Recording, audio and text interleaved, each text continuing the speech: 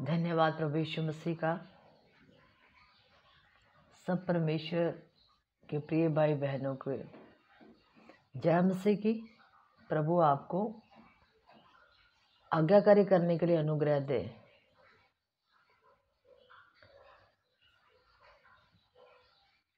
आज का वचन है बहुत ही अति प्रिय, अद्भुत सिद्धता। आपको सिद्धता में जाना है। परमेश्वर ने इस धरती पर आपको बुलाया है सिद्ध बनाने के लिए। यहाँ आपको सिद्ध बनाकर परमेश्वर फिर अपने साथ रहने के लिए, हमेशा के लिए अपने साथ जगह देगा रहने के लिए। तो हम बात करेंगे सिद्धता की ओर कैसे बढ़ना है। सिद्धता की ओर बढ़ने के लिए आपको सबसे पहले आपने विश्वास किया। फिर मैं शुरू के ऊपर फिर जाऊंगी ताकि आपको अच्छी तरह से पता चले। प्रभु यीशु मसीह के ऊपर विश्वास किया, आपने अपने मन की इच्छा के साथ डिसीजन लिया। प्रभु यीशु मसीह मारे गए, गाड़े गए और तीसरे दिन मुर्दों में से जीवित हुए। प्रभु यीशु मसीह आपके पापों के लिए, और प्रभु यीशु मसीह ने आपके पापों का प्रायश्चित किया है। आपके पापों की तौबा की उसने क्रूस के ऊपर जाकर बलिदान, अपना बलिदान देकर, अपनी कुर्बानी देकर प्रभु यीशु मसीह ने आपके पापों का प्रायश्चित किया। क्यों? क्योंकि आप नाश ना हो।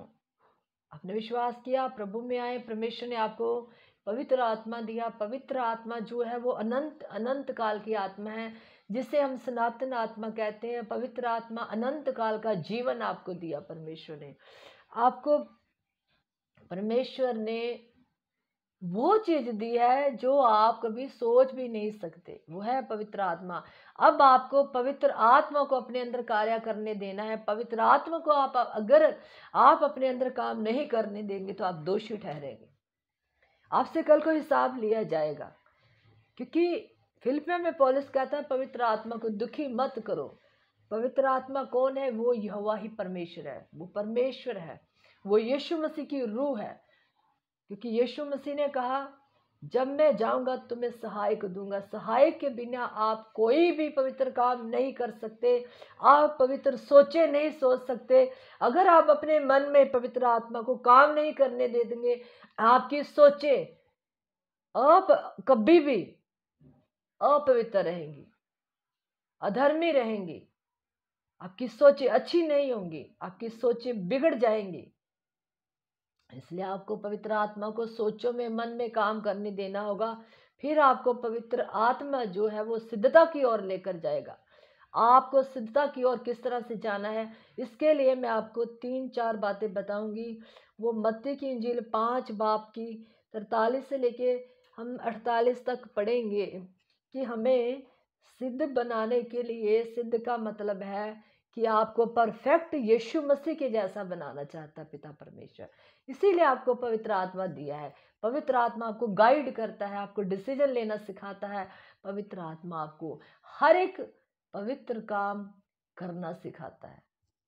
पवित्र आत्मा आपके जिस्म के ऊपर, बॉडी के ऊपर नियंत्रण करना चाहता है। इसलिए आप पवित्र आत्मा को जब प्रेयर करते हैं, प्रभु यीशु के पास जब से आप आए हैं, उसको अपने सिर से लेकर पांव तक उसको बोलो कि पवित्र आत्मा मेरे ऊपर आप नियंत्रण कीजिए। पवित्र आत्मा का आदर कीजिए। उसका आदर कैसे कर सकते हैं? चुपचाप शांत रहकर। चुपचाप रहने का मतलब है हर परिस्थिति में आपको शांत रहना है, नियंत्रण में रहना है, तो पवित्र आत्मा आपके अंदर कार्य करेगा। अब हम जल्दी से वचन की ओर जाएंगे।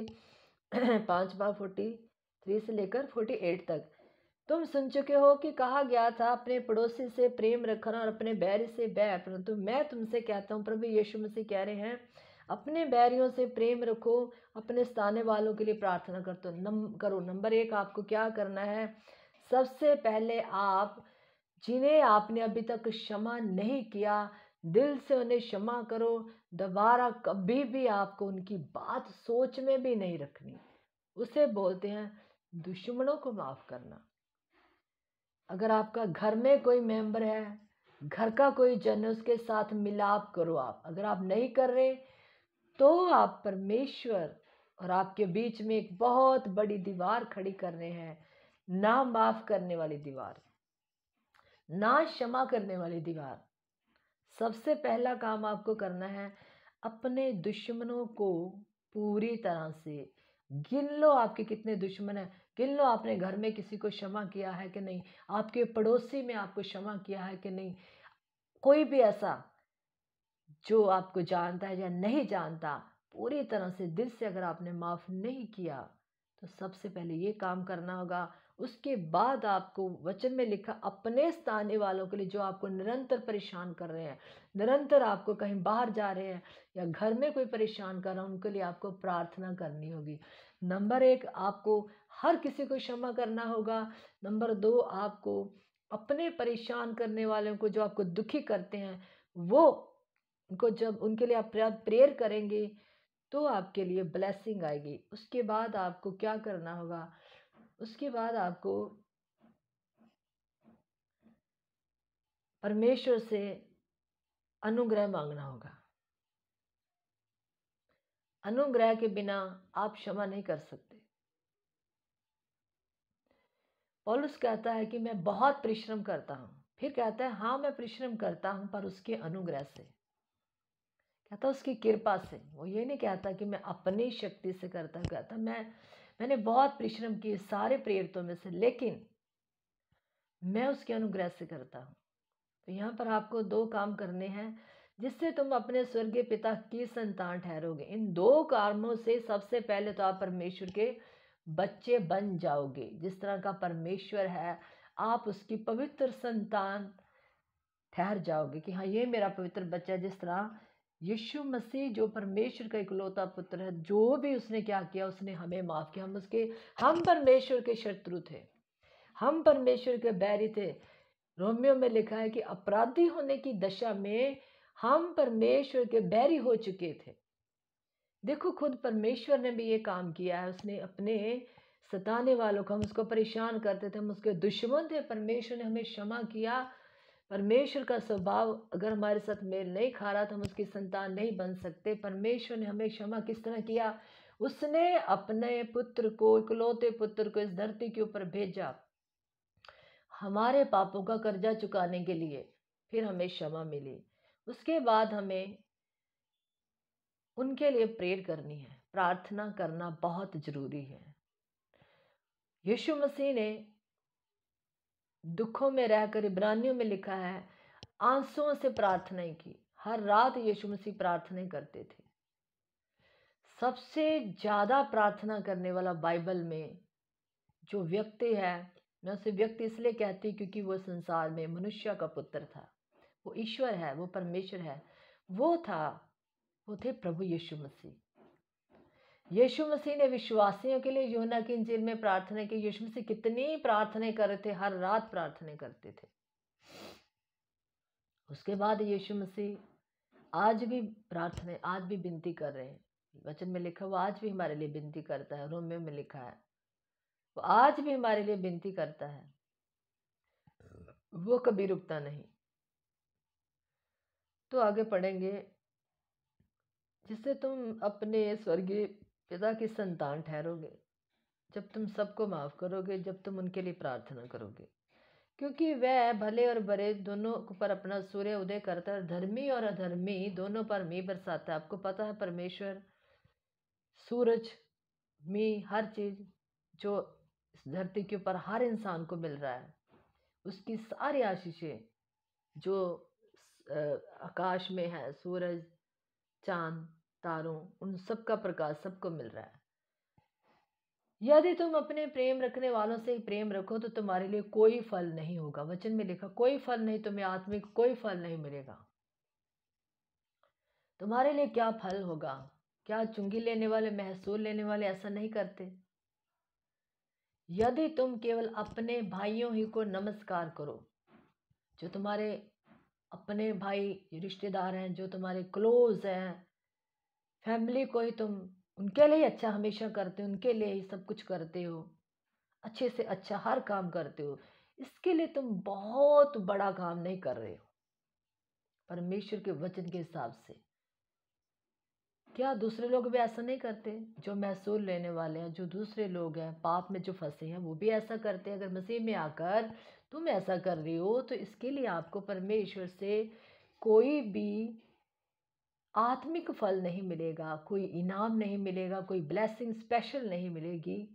इसलिए परमेश्वर ने जो कहा है, उसकी जो दो बातें मैंने आपको बताई हैं, दुश्मनों से प्रेम करना। इसलिए चाहिए कि तुम सिद्ध बनो जैसे तुम्हारा स्वर्गीय पिता सिद्ध है। स्वर्गीय पिता सिद्ध क्यों है? क्योंकि उसने सबसे पहले अपने दुश्मनों को माफ किया। जो मैंने पहले आपको बता दिया कि अपराधी होने के कारण हम उसके बैरी थे। अगर एक ये काम आप करते हैं तो समझो कि आप सिद्धता की पहली सीढ़ी के ऊपर हैं। अभी सिद्ध बनने की तो बड़ी दूर की बात, पहली सीढ़ी के ऊपर आप जा चुके हैं। उसके बाद पहला पतरस 5:10 में लिखा है, अब परमेश्वर जो सारे अनुग्रह का दाता है, सारे अनुग्रह के दाते का मतलब है वो तुम्हें हर प्रकार के काम करने की अनुग्रह दे सकता है। जिस तरह पौलुस को दिया था, पौलुस को दिया था दुख सहने का, प्रचार करने का, सही शिक्षा देने का, पवित्रता में जीवन बिताने के लिए, सही सोच विचार करने के लिए वो आपको अनुग्रह दे सकता है। सही डिसीजन लेने के लिए वो आपको अनुग्रह दे सकता है। लोगों को सुसमाचार सुनाने के लिए वो आपको अनुग्रह दे सकता है। बहुत सारी चीजें हैं। जिसने तुम्हें मसीह में अपनी अनंत अनंत महिमा, यहाँ लिखा है, ध्यान से वचन को पढ़ा करो। अब परमेश्वर जो सारे अनुग्रह का दाता है, जिसने तुम्हें मसीह में अपनी अनंत महिमा के लिए बुलाया है। अनंत महिमा का मतलब है वो अनंत वड्याई जो आपने कभी सोची नहीं है। अनंत जीवन जिसे हम कह सकते हैं। तुम्हारी थोड़ी देर तक दुख उठाने के बाद आप ही तुम्हें सिद्ध और स्थिर और बलवंत करेगा। परमेश्वर क्या करेंगे? जब आप दुख उठाओगे, आज्ञाकारी करने के लिए दुख उठाना पड़ता है, वचन पर चलने के लिए दुख उठाना पड़ता है, जब कोई बेइज्जती करता है उसको बर्दाश्त करने के लिए दुख उठाना पड़ता है, बहुत सारी चीजें सहने के लिए दुख उठाना पड़ता है। दुश्मनों को माफ करने के लिए हम नहीं करना चाहते, उसके लिए हमें दुखी होना, हमें लगता है कि ये बड़ा मुश्किल लगता है, इसके लिए भी परमेश्वर अनुग्रह देते हैं। अगर तुम थोड़ी देर तक का मतलब जब तक तुम्हारी इस धरती के ऊपर उम्र है, उस तक अगर तुम वचन के अनुसार चलकर वचन के साथ समझौता नहीं कर रहे, हर तरीके से आप परमेश्वर के साथ चल रहे हो, चाहे आपको दुख भी मिल रहे हैं, हर तरह की हालातों में, परिस्थितियों में आप दुखों में भी आनंदित हो, तो परमेश्वर आप ही फिर, क्योंकि इसके पहले लिखा दुख उठाने के बाद। दुख उठाने का मतलब बहुत सारी चीजें अगर मैं बताऊंगी तो वीडियो लंबी हो जाएगी। कई वक्त बहुत सारे घरों में एक ही मसीह होता है, दूसरे नहीं होते, वो उसको बहुत सारी बातें करते हैं पर वो बर्दाश्त करता है। कई बार हमारे घर में ऐसे हालात पैदा हो जाते हैं, ऐसी बहुत सारी ऐसी चीज़ें हो जाती है जिससे इंसान मानसिक तौर से दुखी होता है, परेशान होता है, कई चीज़ें होती हैं। पर वो दुख मायने नहीं रखते। दुख है जो चेलों ने लिए थे, सबसे ज़्यादा मायने रखने वाले दुख है जो चेलों ने सुसमाचार सुनाने के लिए लिए थे। अगर आपको सुसमाचार सुनाने के लिए, आत्मिकता में सेवकाई करने के लिए आपको कोई दुख मिल रहा है, मैं उस दुखों की बात कर रही हूँ। वो दुख जो आप मसीह के लिए प्रतिदिन अपना क्रूस उठाकर उठा रहे हो, उन दुखों की बात करी। प्रतिदिन अपना क्रूस उठाना, अपने बुरी बुरी अभिलाषाओं से आपको त्याग कर रहे हो, हर उस बुरी चीज को छोड़ रहे हो, सबके साथ प्रेम कर रहे हो, सबके साथ मेल मिलाप से रह रहे हो, जितना हो सकता आप परमेश्वर के साथ चलने की यत्न कर रहे हो, तो परमेश्वर आप तुम्हें सिद्ध, स्थिर, स्थिर का मतलब होता है वचन में बनाए रखेगा, बलवंत करेगा, उसी का साम्राज्य आगे लिखा युगान युग रहे। सिद्ध का मतलब है जिस तरह यीशु मसीह सिद्ध थे, और सिद्ध बनने के लिए यीशु मसीह ने, आपको पता है, 30 साल परमेश्वर होकर वो मनुष्य में आए, मनुष्य के समान बने। फिर उन्होंने अपने माँ बाप की सेवा की 30 साल के बाद उन्होंने अपनी सेवकाई को स्टार्ट किया। किस तरह से वो सेवकाई करते थे, ये सब आप जीवन जो है आप परमेश्वर के जीवन को अगर आपने जानना चाहते हैं तो आप बाइबल में पढ़ सकते हैं। तो यीशु मसीह सिद्ध थे और चेले जो सिद्ध थे, चेले भी सिद्ध थे। उनको सिद्ध बनाने के लिए किस तरह से पवित्र आत्मा उनके अंदर कार्य करता था, आपने चेलों को देखना है जो प्रभु यीशु के 12 चेले थे। तो सिद्ध बनाएगा परमेश्वर, फिर आपको वचन में स्थिर, किस तरह से वचन में हमें स्टैंड लेना है, किस तरह वचन में बने रहना है, और फिर आपकी आत्मा को बलवंत करेगा। भीतरी मनुष्यत्व जो हमारा पुराना स्वभाव है, जो हमारी आत्मा है, उसको मजबूत करने के लिए पवित्र आत्मा हमें एक सामर्थ्य देता है, शक्ति देता है, एनर्जी देता है, जिसे कहते हैं पवित्र एनर्जी। मजबूत करता है। शरीर चाहे कमज़ोर है लेकिन आत्मा का मजबूत होना बहुत ज़रूरी है। तो मेरे प्रिय भाई बहन, आज का वचन यही है कि अगर आपको सिद्धता में बढ़ने के लिए, सिद्धता के बढ़ने के लिए आपको कोशिश करनी, यत्न करनी, बहुत सालों से अगर आप मसीह में हैं, तो आपको ये जो वचन है, ये परमेश्वर के बहुत बड़े बड़े वचन हैं, जिस इनको मैं बड़े कहती हूँ, अनमोल और कीमती वचन है। इनको पालन करने के द्वारा ही आप सिद्धता की ओर बढ़ेंगे, वरना परमेश्वर आपको कभी भी सिद्ध, स्थिर और बलवंत नहीं करेगा। अगर आपको ये जो 2 बातें मैंने बता दी हैं, अगर आप वो नहीं कर रहे हैं, अभी से करना शुरू कीजिए। परमेश्वर आपको इस वचन के द्वारा आशीष दे। आमीन।